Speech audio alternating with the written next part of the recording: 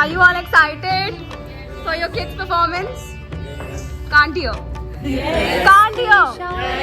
देवी काश्मीरपुरवासिनी त्वामहं प्रार्थये नित्यं विद्यादानं च देहि मे। या श्रद्धा धारणा मेधा वाग्देवी विधिवल्लभा भक्तजिह्वाग्रसदना क्षमादि गुणदायिनी।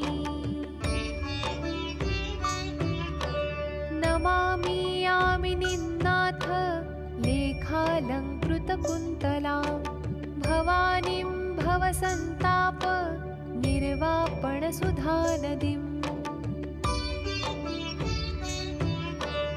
भद्रकाल्यै नमो नित्यं सरस्वत्यै नमो नमः।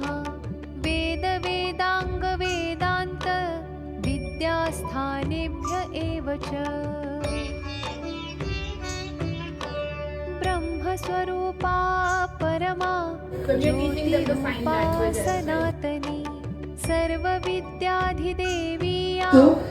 That my Montessorians have really learned this sign language in a beautiful manner. So I think, they all deserve a big round of applause. Very loudly.